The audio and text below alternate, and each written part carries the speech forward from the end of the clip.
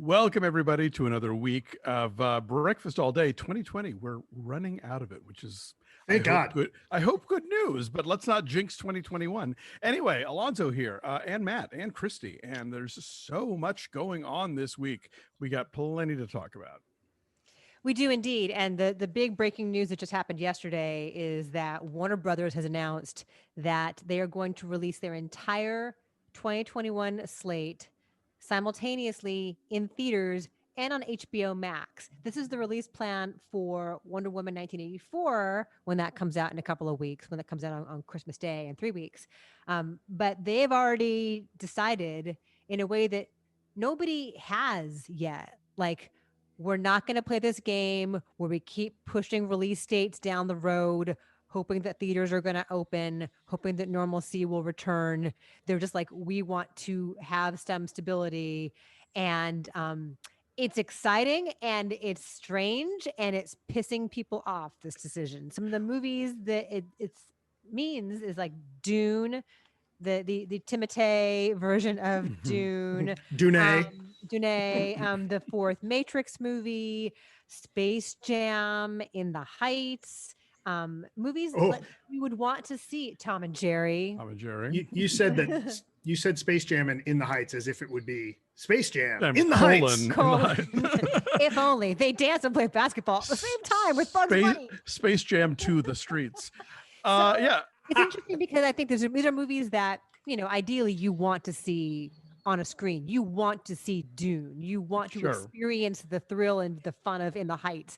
And yet, like, we're not there yet, and we may not be there yet. And so this is now essentially an HBO Max membership drive, but also I wonder if it's going to force the hand of, like, Roku, for example, which has made it difficult, impossible to get HBO Max. Well, the fine print here is that what Warner's doing for all of these titles, I think including Wonder Woman 1984, is that basically it's going to be everything's day and date for HBO Max and theatrical. The difference being it's 30 days on HBO Max and then it goes away.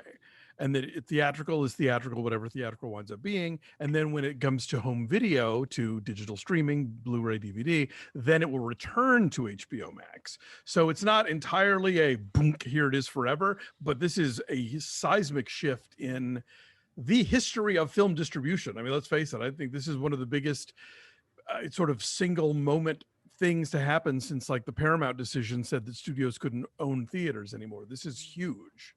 Yeah, No, go ahead, Christy, please. I was going to ask you the question that I like to ask you guys, knowing that I'm aware of what your answer is going to be, which is, like, does this in any way impact your approach to going back to the theater?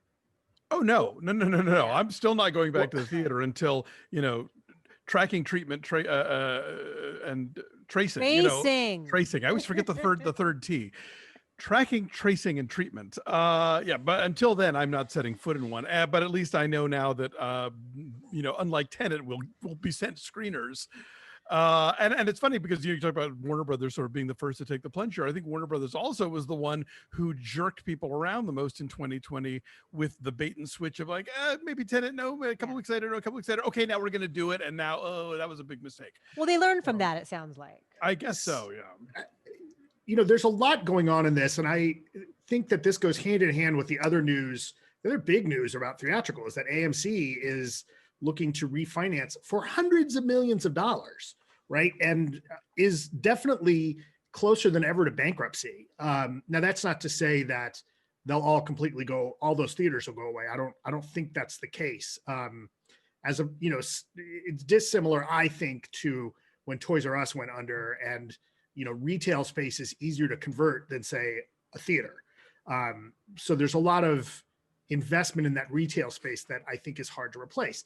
That being said, I think that looking at all of the decisions around this and kind of looking at what people stand to gain as far as the studios and the businesses, it's really about following the money, right? So with Warner Brothers, absolutely, this is a killer way to drive up their subscription base on HBO Max. Like, you couldn't ask for something better. One of the things that I saw was in AMC's initial response, Adam Aron, the head of AMC, is really pissed because they negotiated with Warner Brothers that it would be okay for Wonder Woman to do this day and date thing. And so when Warner Brothers says, yeah, we're going to do that for everything in 2021, Yeah. Adam Aaron's like, oh, wait a minute. We That was didn't not the talk deal. about that bullshit at all, Oh, right? when And you no longer have anything to bring to the table, well, unfortunately. that's right. Yeah. I mean, it's beyond that, right? Because not only does AMC not have anything to bring to the table, Regal is clapped out of the game for now, right? Like They're Regal's totally closed. Yeah. Regal has left the table until further notice. Now they'll be back, but look, like I actually think that this is good for. I mean, it's certainly good for Warner Brothers. I actually kind of think this is good for AMC too, in the long term. They're not going to see it, but I actually, believe it or not, I think that this is good for the theatrical business in general, because I think it does need to evolve. It's been stuck in a kind of 50s mentality, 60s mentality, or at least 70s with the blockbuster idea for a long time. And what I could see is, from a standpoint of the big titles on Warner Brothers, you're going to get more people watching those movies because you'll see that, yes, the diehards for some of those, like us, let's say there's a vaccine by Dune, or in a different world. By June or by Dune? By Dune. Either. Dune comes out in June. That would be awesome. How Dune about in you? June, right? They should do that like an election. Dune in June. Get my vote. Look, like if there was an alternate universe where movies were day and date like this already, you'd have the diehards really going to see the movies that need to be on the big screen, but you'd have a much wider audience that was probably watching it streaming.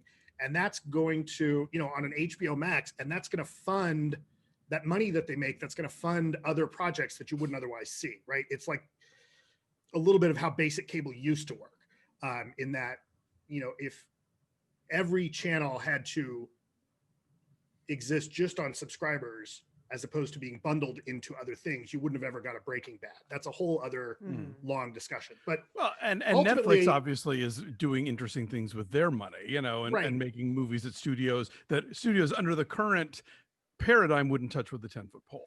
It's also, I think it's smart from a perspective of like providing some stability in an industry that's been so volatile over the past year. It makes sense, and I suspect that it will inspire others to follow suit. I don't think this is going to be the only studio that says, okay, we're going to split the difference and we're going to find some steady ground here.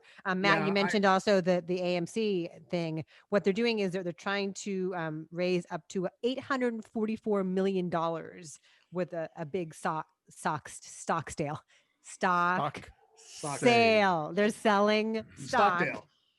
Stockdale. In hopes of staying alive. Yeah, in hopes of staying alive, So that's also happening. So is this a way to salvage both elements of the industry? Not yet, but maybe a step in that direction. Yeah, I think one of the things too is, you look at the deal that AMC and Cinemark had cut with Universal to do kind of the opposite of this day and date release, right? Like we'll be in theaters for 17 days and then go to premium VOD and you get a piece. I got to figure, like, how long is that deal last? Because how long, does Universal, which has Peacock, and Paramount, which is also working on their own, they already have CBS All Access. They're working on another one, I think. No. They're turning CBS All Access into Paramount Plus. Right. Paramount Plus. Sony do that too, right? Sony got nothing at the moment. They need to get their so far. Or make a deal with somebody that already exists, Yeah, I mean, it's bonkers. And then how does this impact like the A24s of the world, the Magnolias and the IFCs of the world? How do they get a piece of that? I mean, the virtual cinema thing, I don't really know. I mean, it may be because they're operating on such a small scale, they don't have to like plunge into a giant, sort of subscription service way these other guys do, and they can still charge people title by title. There was a producer that I follow on Twitter was like, the thing that shocks me about all this is that like Warner Brothers had to have ironed out the deals of every single one of those movies for it to be okay to bypass theatrical in this way, or traditional theatrical anyway, and go right to day and date. Like that can't have been just sitting in the contracts. That's a thing you'd have to go back in and renegotiate for. Contracts for talking about this. The contracts for who? for the films that they're putting out. Like each of those films has its own like probably production entity behind it, you know, whether it's like Village Roadshow or whatever. Like they had to go individually to all those titles, be like, here's what we're going to do now. You have to sign off on this. Here's what the deal is going to look like now. Oh, you mean like for the production and for the people involved in the production? For them to okay that distribution deal. Yeah, just to totally uproot what distribution was going to be when they originally signed those deals. Yeah, that's interesting. I wonder if that'll be interesting to hear that we haven't heard anyone squawking the other side of that. Tells me that yes, Alonso, they either cut those deals already or there's something akin to a force majeure clause in all of the distribution contracts that allows them to come up with alternate. This is an act of God kind of thing. This is an avalanche. and you wonder if the one contract they didn't have that with might have been Chris Nolan for Tenet. Look at me coming up with conspiracies that I have no evidence for at all. That's you never know. That's interesting. So that was a big thing. So we'll have to see how that shakes out. I have not yet gotten anything on Wonder Woman 1984, but eventually we all will get that, and we'll talk about that for sure. Our Christmas episode. The other exciting news this week is the emergence of Elliot Page. Yes. Let's talk about that for a bit. And let's use all the correct words. Please. Yes. You know, this has been a really interesting story in a lot of ways, in that I think you know, obviously there has been education in the public sphere in recent years, people like Caitlyn Jenner sort of having to explain to a broader audience the concept of things like dead naming and, you know, incorrect pronouns. And I think that what happens is we're having to sort of understand what those rules are as they apply to people who were famous before announcing their transition. So, you know, Laverne Cox in the public eye has always been Laverne Cox. And so, but like, you know, Caitlyn Jenner, Elliot Page, these are people who were already celebrities, whose names were already well known and were, you know, in the places where you archive things, you know, and you have to we file all them. kind of, right, all of us in the press had to collectively switch from saying the Wachowski brothers to the Wachowski siblings, right, to the Wachowski sisters. Correct. Or the Wachowskis, as they've been. Or just the Wachowskis, Wachowskis, right? You know, yeah. It was probably easier. Yeah, you know, I think obviously, you know, none of this is new. You know, Wendy Carlos, going back to the 70s, has been using her name. But you know, I think it's great. I think it's great that he was able to be so public about it. He's always been very much an activist. If you've seen his series on Viceland, you know, always very kind of politically minded and very cognizant of what these announcements, you know, the original, you know, coming out as a lesbian at the HRC dinner was handled in a very professional way, in a very understanding, like media savvy, social media savvy kind of way. So I wasn't surprised that he very much knew exactly how to get this out there.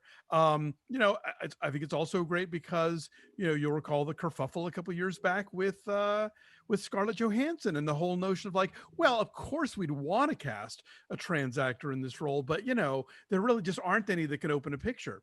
Well, now we have. Now you have Elliot Page. This brings up another point that Matt mentioned in a text thread with all of us, is that when you have an actor of this stature come out as transgender, what does that mean in general as far as awards, as far as the gender divided awards? I mean, so so Elliot says his pronouns are he and they. Right. Which I also want to understand more. Because I think you know, part of this process, I think, is that Elliot is coming out as trans and non-binary. Okay. And part of the way to sort of move the language along in that sense, there are a lot of people who, rather than jumping from one end half of the binary to the other half, are like, no, it's they. And then that way, you know, we don't have to get so locked into, you know, X chromosome, Y chromosome, you know, 0 or 1. Like there's other things out there. So it's fluid.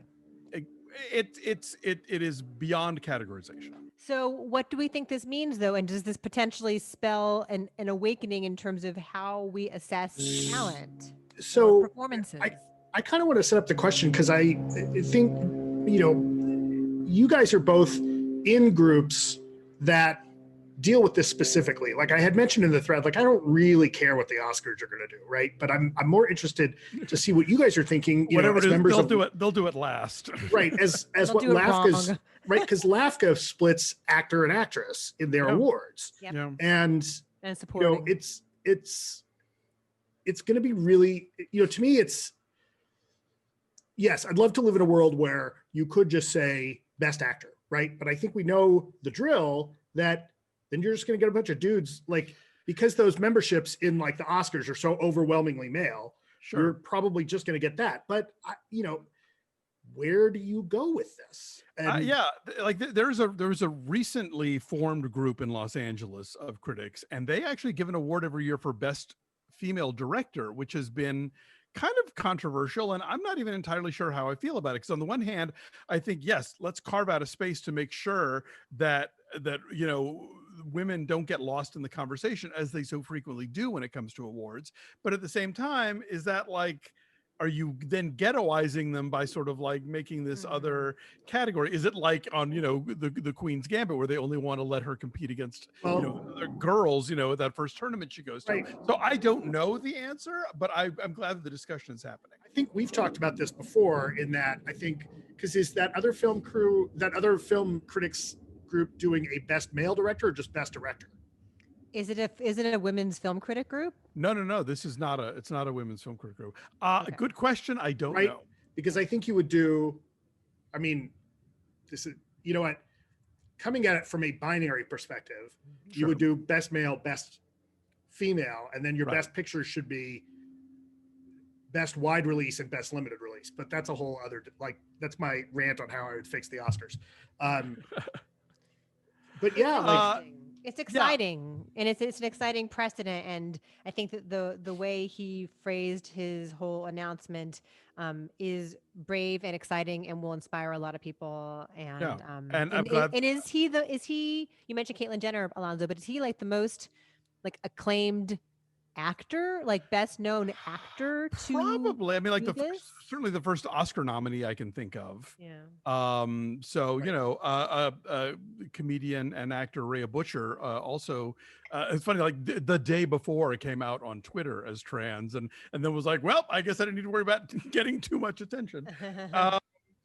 But yeah, so you know, I'm thrilled that it's happening, and I'm very glad that Elliot's statement talked about how much trans women of color are the object of violence and become victims of homicide, and sort of acknowledging his, you know, various arenas of privilege in this department. So yeah, I've been a fan for years, and so I look forward to see what we get next artistically, but also sort of, you know, in the social sphere. And incidentally, if y'all aren't watching the Saved by the Bell reboot on Peacock, which is really funny, and I never watched the original one. Yeah, I never watched. Too old for that, Alonso. We're all too old for that. I never watched the original one, so it's it pushes no nostalgia buttons for me. But just on its own, it's funny. And Josie Tota, who we've been fans of ever since Other People, plays a hilarious sort of like mean girl, popular girl, rich girl character who is also trans and has been the subject of a sort of I Am Jazz style reality show. And she's hilarious. She's always been hilarious. And I'm glad that she's getting this meaty role. We have coronavirus news. Inevitably. I mean, it's just really bad right now. I mean, and we keep hitting insane new records of deaths. Like, there was a time where 1,000 people dying a day was shocking, and now we're up nearing like 3,000 people a day, like 2,800 a day this past week. California, most of California, including Los Angeles County, there are all kinds of new old rules, reverting to old rules, but with some slight tweaks. And so perhaps, you know, so restaurants are open again, but just for takeout and delivery. So all those restaurants that set up like seating areas on the sidewalk or in the parking spaces in the front, like you can't do that anymore. It's all takeout and delivery again. Stores that would have been open are now reduced to like 20% capacity. You can't go out with people who are not in your family in any way. So like if I wanted to go running with a mom friend of mine, even if we have masks on, we aren't supposed to do that. Really? now. Even like, because I have a friend who I haven't done it lately, but we would walk and stay distanced and masked. And I think you're not supposed to socialize outside the house with anybody Wow. outside your family. Mm. Nail salons closed again. Damn it. But weren't people saying that Garcetti's order this time was super vague and confusing and like not helpful? He did a newser. Mayor Eric Garcetti did a newser, and it sounded kind of toothless. And then a couple hours later, the mayor's office issued actual mandates, which were more rigid. I see.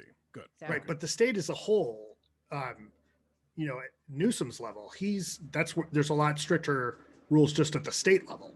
Mhm. And it has to happen. And it doesn't really, I mean, I suspect it does not affect you guys at all, really. It doesn't really affect us. We don't go anywhere. I go to like Costco. Yeah, but I'm bunkered That's down it. for sure. So, but that's the state of where we are right now. And this is interesting too. I don't know if you guys saw that Letitia Wright was trending today on Twitter. Did you guys see this? Yes. Yes. So she retweeted and then deleted a video, this controversial video questioning vaccines, the use of COVID vaccines, whether they're healthy. And Oh, but it was also anti-trans and had climate change conspiracy. So it was like Oh. it was a grand slam of idiocy. yes, a hat trick. And then she tweeted like last night something about, oh, you say one thing that's contrary to what's the popular opinion and you get canceled. So she went to the cancel culture card. Yeah. Are and you a then later 70-year-old on- comedian? What is that? Right. And then later on, she said, you know what? I never meant to hurt anybody. I'm just concerned and I wanted to express that concern. So she's having to like walk back. But of course, the grand irony in all of this is that like, sure, he's supposed to be the most brilliant one of all. She's like a scientist. She's like brilliant 16 Right. And Don Cheadle's like, what the hell? Right. Acting. Exactly. Yeah, no, it's infuriating because I think she's so great in the Black Panther movies. She's so great in Mangrove, which we just talked about a couple of weeks ago. Like, I really respect her talent all the way back to the British TV series Banana, which I thought she was great on. But holy crap! Like, you know, I have a good friend of mine who's a podcaster. Winter Mitchell is a digital strategist, and I totally understand what a digital strategist is when a celebrity puts their foot in it like this on social media. And it's like, no, there should be like levels of people telling you, you know what, maybe don't share that. Yeah, it they sounds did like afterward. it sounds like, I mean, based on the way she's reading it, and this is probably me trying to like put the best possible spin on it. Sounds like she didn't even watch the whole video. Like she watched the beginning part where the guy, you know, or just the clip where the guy's talking about viruses and vaccines and have they properly tested anything, and then didn't catch anything of the rest of it. Well, So and she was trying to make a big deal about how there's something called Luciferians or something, but it's a word that starts with Lucifer, and it's some enzyme that is found in like fireflies or something, and they use it in vaccines because it carries proteins. I don't know the science here, but anyway, she just latched onto that word like, oh, makes you think, doesn't it? It's like, oh, come on, like, Wait you a know, minute. Midichlorians. We don't know what they do. I'm not Wait a against minute. I'm not against people being religious, but don't be like religious and dumb about science. That's not a good look. Okay, but seriously, we need to adjust whatever this Luciferian thing coming from fireflies is, because I think everybody, and I think I speak for all of us, wants their ass to light up. Given our choice. You don't know that mine doesn't already, Matt. You haven't seen it. Other news for you. I can dream. Lady Gaga has her own brand of Oreos. Have you guys seen this? Yeah. I can't wait to try them. So here's the deal. The cookies are hot pink and the Yes. cream inside of them is neon green, but Mhm. they taste like vanilla. That seems like a Thank missed you. opportunity to me, Thank you. right?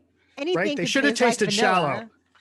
Yeah. Sha-la-la-la-la-la-la. Yes, so I'm disappointed in this. I wanted them to taste like, I don't know, like watermelon Sardines? or wild berry, something weird. Right. When I first saw the picture of the cookies, as my wife is telling me, I was like, oh, are they meat flavored? Like the dress? Right. That'd be more interesting. Anyway, it's a tie-in with Chromatica, and I guess like, Yes. if you record some message of kindness, maybe you'll get to meet her or something. I tried a Swedish fish Oreo. You trust me, you do not want them to be wild berry. That sounds fucking gross, dude. And I It like was. Swedish fish. It was. We have, Listen, Fisher, it's nothing right. compared to the crazy Kit Kat flavors that happen over the years. oh, right. There was like That pumpkin. whole, well, just like there's a whole, There's yeah, a and cheese people- one that I love. right. In Japan, there's a whole thing about new flavors getting dropped periodically, and it's a whole thing. I should stay in coronavirus news. Scott Atlas resigned. The guy who was a radiologist who looked good on TV because he had silver hair and a tan. And he Oh, I went thought on- that was the guy who had the class where you get sand kicked in your face at the beach and come back and be really strong. He worked so hard. He did, and so he became at the expense of people who actually have information, like Dr. Fauci. Scott Yes. Atlas became President Trump's go-to coronavirus guy. He has since resigned. In other administration news, Stephen Miller and his wife had a baby. Did you guys see this? Stephen Miller, the architect of all of Trump's most vile. It's all racist- for you, Damien. It is his most horrific policies, his darkest speeches.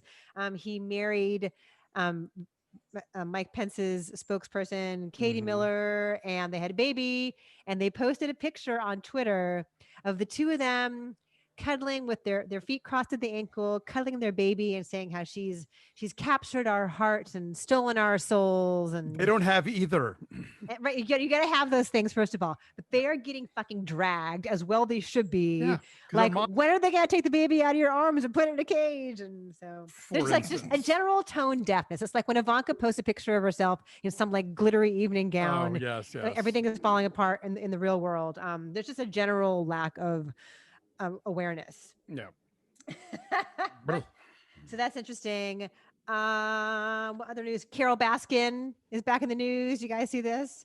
Why? Because one of her volunteers nearly lost an arm during feeding time. A woman volunteer was reaching in to feed the tiger and at her Florida sanctuary and nearly lost her arm.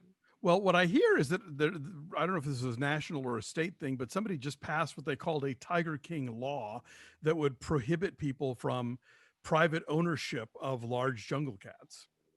So, I hope speaking of all the people who were supposedly angling to get a pardon from Trump before he leaves office, supposedly Joe Exotic's name has been bandied about.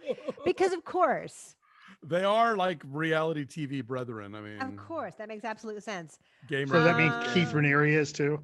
No. That makes total sense too. It Bring wouldn't 'em shock all me. out. It wouldn't all shock me. the freaks, bring them out. Mads Mikkelsen is going to replace Johnny Depp in the Fantastic Beasts movies. At least the next one he's going to.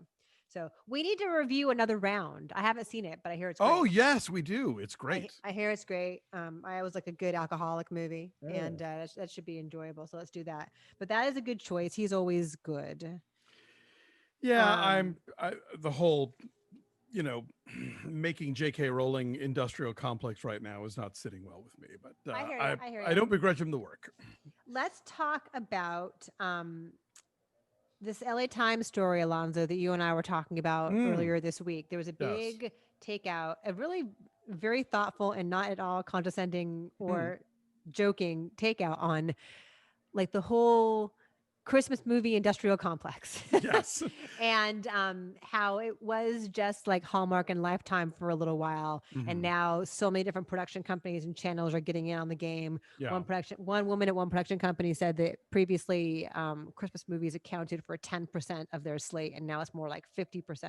Yeah. But what was interesting to me, and of course you know this, Alonso, because you are the foremost expert on these things, is how you can differentiate aesthetically between what is a Hallmark movie and what is a Lifetime movie. Like, to the untrained eye, we would all think that they're interchangeably bland. But Dave- what Dave can side wa- of I was gonna say, what side of their head the hair is parted on, what color plaid they're wearing, who is in the background, like they're really nitpicky and specific about creating that Christmas vibe. So Oh, yeah. Alonso, elaborate. Please. Dave can walk through a room and he'll like this is a Lifetime movie, right? And yeah, he'll know, like he can tell. Just and he hates them, but just from osmosis of living with me, he can tell the difference. So what's the difference? Tell me.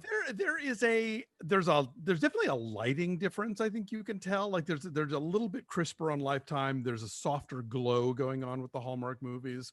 Yeah, definitely the color schemes about like the coats and the women wearing red is a thing. Dave likes to pick on what he calls the long curl that all the heroines of the Hallmark movies always have, which is like the shoulder length hair with a bit of a curl going into it.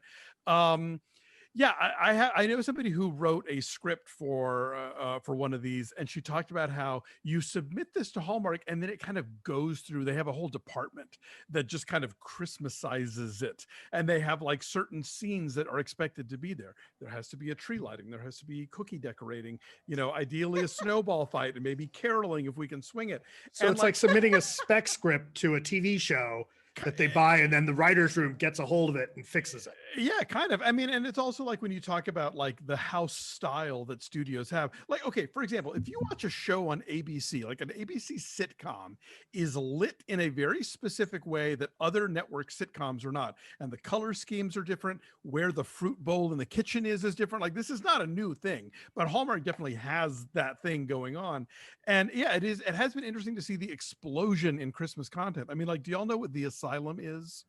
Yes. Like Arkham, like where all the bad guys from Batman are. No, there's a production company called The Asylum, and so like when War of the Worlds come out, they'll release War of the Planets, right? War on the Worlds, right? Yeah, like they did Snakes on a Train, like they're that kind of thing. They now make a lot of Christmas movies, and the same like Fred Olen Ray, who was like a long time like horror exploitation guy, is now doing a lot of Christmas, and I know like Michael. Same genre. Kind of. I mean, it's at least it is as rule bound, I think, in both cases. My friend Michael Verratti writes both kinds of films, and in fact has a segment in a new anthology that's out called Deathcember. That is a like kind of advent calendar of 25 short horror movies. But yeah, so no, it's fascinating that somebody's finally kind of quantifying it. But yeah, for years I've been able to be like, there's something very Hallmark about this. Yeah, that one looks more Lifetime to me. And they also talked about how now they are branching out to be more diverse. So you had the one, was it the Christmas house that was with a gay couple? Yeah, so. Yeah, and Lifetime's the Christmas Setup airs a week from today on December 12th, or 11th. No, sorry, a week from tomorrow, December 12th, which I'm very excited about, which has a queer couple at the center of it. Like Christmas House was one of sort of three main storylines, but given that a year ago, like, Hallmark was having to deal with people getting mad at them for pulling a lesbian wedding TV commercial off the air, and at the beginning of this year, they had like hardcore fans getting mad because literally a movie ended with two guys looking at each other. We're making huge strides, even if they're still at about 1998 in the culture wars. So I wonder, like, do they just say, screw it, we've got to be forward thinking and do the right thing, and that the conservative fan base be damned? Is that what the logic was there, I wonder? I think so. I mean, I think that the Zola ad controversy sort of forced the conversation. I think for a long time people were like, "Oh, I like Hallmark movies, but oh God, they're so white and they're so straight," and but we just sort of like accepted that that's just what it was going to be. But then when push came to shove on the ad, and people were like, "All right, well, if you guys are going to be actively and not passively erasing of gay people, then fuck you, I'm not watching anymore." And the card company, which is above Crown Media, which runs the networks, they were like, no, we've been which is reaching out and inclusive for years in Kansas City. And so that's why, like, you have the one CEO leaving and the new one coming in. So I think for a lot of reasons they decided that it's good business for them, and that frankly the people who were going to complain about it were a small enough audience to be ignored, because their ratings are better than ever this year. They're like they're comfort. Yes, totally. But they've climbed from last year, queers and all, and so I think they calculated that we can do just fine without these folks and maybe bring in some new viewers along the way. I mean, there's a lot of queer B characters in movies this year which we never saw before. Like in Christmas with the Darlings has one, and several now that I've seen. I was like, oh, okay. And it's Uh-huh. very matter of fact. It's like lesbian flirting, or a guy That's takes good. a woman to lunch and she's like, well, this isn't a date, right? And he goes, well, it's not because I'm gay, you know. So Oh. it's a new era at Hallmark. That's exciting. We have a few little quick items to do before we do marquees. Jason Blum tested positive for COVID. He Yes. and his kids also have had it. He They had it tweeted, first. yeah, he tweeted, "It's Corona mania at my house," and he Oh. has mild symptoms. Felicity Huffman is going to star in a half-hour ABC comedy as based on the true story of the owner of the minor league AAA Sacramento River Cats. So she has gotten a gig. No word yet on Lori Loughlin. Lori Loughlin's like, oh, they found work for her. Great. There was a big deal this week that then subsided. Union Station here in Los Angeles is a beautiful old historic building, but also it is one of the main permanent COVID sites throughout Los Angeles. And it's one of the few that are truly public transit accessible. Sure. On December 1st, they were going to shut down for the whole day for shooting on the She's All That reboot. He's All That is the movie. And then there was such an outcry that Garcetti was like, oops, no, we can't do that. And so if you had an appointment on December 1st at Union Station, you can still do that. That was a big deal. We have some sad news. David Prowse, who played Darth Vader, was the physical body of Darth Vader, died at 85. He was 6'6", and George Lucas cast him after seeing him in A Clockwork Orange. So he's the physical guy out there, you know, tormenting people with James Earl Jones's voice. Right. The background. He's the one doing this. Right. Yeah. My two favorite stories about him and Star Wars are I guess he says, or somebody said nobody had told him that they were going to dub him over with James Earl Jones. Oh. Oops. And then the other one is he was like the first spoiler king because he got in trouble, I think, after when the press came out around Star Wars. He was like, yeah, and it's going to turn out that Vader is Luke's father. And they were all like, shut up. This is why we don't want you to talk. Right. Bring in James Earl Jones to do this. Yeah, exactly. The other sad piece of news, Hugh Keays-Byrne died. And he, legendary villain who was the bad guy in not only the original Mad Max, but also Mad Max Fury Road in two totally different and distinctive parts, Toe Cutter and, of course, Immortan Joe. Just a cool as shit guy. Fantastic career. He was 73. R.I.P. We have marquees. Yes, we do. All right, here are marquees for this week. This first one was sent to me by Twitter user AgPitt, who actually pointed to the El Oreo Twitter handle where they put up their new signs all the time. This one is particularly timely. It says, politicians be like, stay home unless you have a private jet. Yes, this is a reference to the mayor of Austin. This is such a good story. And this keeps happening. Freaking our governor did this too. Oh, yeah. So the mayor of Austin, Steve Adler, issued this stay-at-home video in early November. And it turns out that he shot it from Cabo San Lucas, where he was vacationing to celebrate his daughter's wedding with a small private party that had flown there on a private jet. They had arranged for his daughter's wedding to still go on. It was smaller, but the ceremony went on as planned. And then to celebrate, he whisked them all away to Cabo, where he said, stay home. Private island, frequent testing. Yeah. And so this is after Gavin Newsom has dinner with a bunch of people at French Laundry. And the San Francisco mayor, I think, was there too for that. So it's disappointing. Come on, Democrat politicians, like walk the walk. Set an example. Yeah. Yeah, I'd want to look real hard at Adler's lobbyist track record and who floated the money for that trip. Just saying. Right. All right. So our next picture comes from Geoff Swanson, who's always reliable, sends us this picture of the Riverview Theater in Minneapolis, thanking their Senator Amy Klobuchar for championing legislation to make sure that their independent theaters continue to operate during these tough times. The Marquee says, thanks, Senator Klobuchar, for championing theaters. Yeah, I know. That's like, I have trouble saying particularly as well. I had to stop writing particularly into my Filmstruck scripts because I could never say it. Especially. Especially is just as good. There you go. And they have a beautiful tree in the lobby, by the way. Yeah. Oh, yes. And it says popcorn to go, be well, and thank you all on the bottom part. SaveYourCinema.com. SaveYourCinema.com. Now, this next one, we got a series of pictures from somebody on the Instagram handle, JJ_popcorn_talk. It's a couple folks that seem to be out of New York doing reviews in Korean. So definitely check them out. This first picture is from the Film Forum.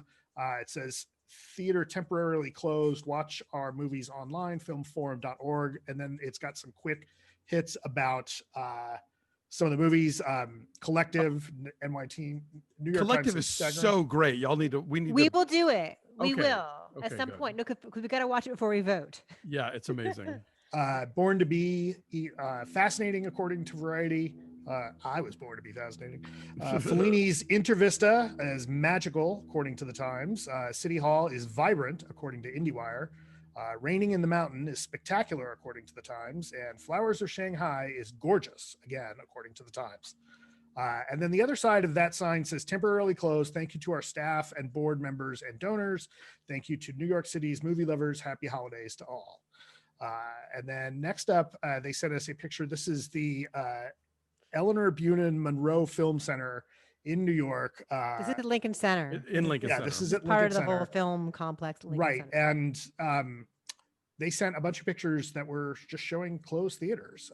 This is a close-up of the sign. It says our screenings and events are currently suspended until further notice. If you are a ticket holder and have not yet received information about your refund, please contact ticketing at filmlink.org. Updates and additional information are available at filmlink.org because they presumably were open up until the recent past. Because I know New York City had opened some theaters. This is the Walter Reed Theater at Lincoln Center. And it's just sad to see that empty. It is. I mean, that's like, you would think that's like looking at the building at like 3 a.m. and Right. you're the security guard walking around and like, of course there's no one there. But they do have a great virtual cinema if you want to help support film at Lincoln Yes. Center. They're showing a lot of really amazing movies there that you can rent. It's the very sad closed box office. Mm. Again, they're currently closed. Stay connected. They are talking about some online things you can do. There's photo galleries and QAs and interviews and podcasts. So if you're interested in that sort of thing, check out filmlink with a C.org. Yeah. All right. So this is the quad cinema that's been boarded up. I don't know who these two dudes are in these pictures, but they've taken all of these it's some duo, and they've taken all these movie pictures and photoshopped themselves into them. So it's really the same funny. two guys as Step Brothers or the Men in Black or the two main characters from Friday or Bad Boys for Life and the guys from Pulp Fiction. And Pineapple Express. Pineapple Express. These are funny. I don't know who these guys are. The Step Brothers one is really funny. It's as I look closely, the Pulp Fiction one, it's Rich the Kid and is that NBA Youngboy? That's what that looks like. Anyway, Yeah, it's on the very Pulp cute. Fiction Hard picture. to So tell. I assume that they're musicians. Right. I'm old. Well, they're definitely graphic artists, or somebody Yes. is. But otherwise, the Quad Cinema is closed, which is sad. All right, the Regal Union Square the Regal Union Square 14 is also closed. And you can see that on the sign there. And then AMC, this is the Village 7, which is closed. And this is next a close-up of where the sign says theater closed. This theater is closed today. Please check amctheaters.com or our mobile app for updates. We apologize for the inconvenience. So JJ, thank you so much for sending all those in. Those are great. I've got a couple more that I had picked up a couple weeks ago. This one is the Wild Root Forest and Gift Shop sign. It says 2019, stay away from negative people. 2020, stay away from positive people. Cute. And then our last one is from what is that? That's that theater downtown, right. Christy, that we've talked about, the Something Sing Theater. Sing. Right. It says, we should have warned people about this before Thanksgiving. Pro tip, bring up politics this Thanksgiving to save money on Christmas. Terrific. It's advice. Kim Sing. It's Kim Sing, Sing. right? Isn't that what it Kim is? Sing, I think yes. so, yeah. Yeah. It's kind of near downtown. Yeah. Yeah. So that's it. Thanks, That's- friends, for sending us thank you. sad pictures. Well, we like to see what's going on out there, and that's what's going on out there. Yeah. All right. Well, listen, everybody, thank you for watching. Check out, well, first, please like this video, subscribe to our YouTube channel, follow us at BeFastAllDay on Twitter, Instagram, and Facebook, and check out our Patreon page at patreon.com/BeFastAllDay. We are keeping up with The Mandalorian on Disney Plus, and of course, Netflix's acclaimed The Queen's Gambit. And if you are one of our $5 members, you have a few more days to vote on which Christmas classic we'll be reviewing in December. We've given you a choice of 5 of them. So it's on you to decide what we're going to talk about. In any event, in the meantime, until next time, take care of yourselves and each other, and we'll see you then. Bye. Bye.